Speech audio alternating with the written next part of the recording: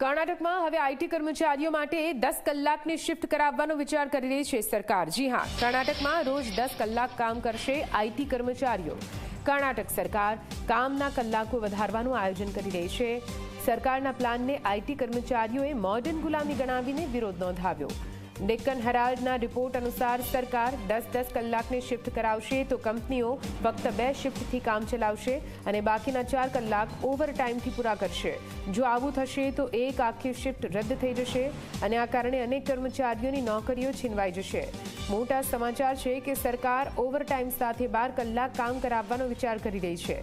Karnataka IT યુનિયને સરકારના પ્રસ્તાવને અયોગ્ય ગણાવ્યો છે અને કહ્યું કે કર્મચારીઓ 10-10 કલાકની શિફ્ટ કરશે તો તેમના આરોગ્ય પર ખરાબ અસર પડશે, તેમની ફેમિલી લાઈફ ખોરવાઈ જશે।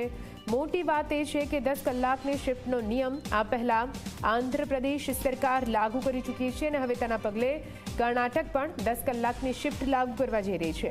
સવાલ એ છે કે જો માણસ રોજના 10-10 કલાક કામ કરશે તો પછી તેનું સામાન્ય જીવન ક્યારે જીવશે? શું માણસને હવે મશીનની જેમ કામ કરવું પડશે? તે સવાલ પણ ઉઠે।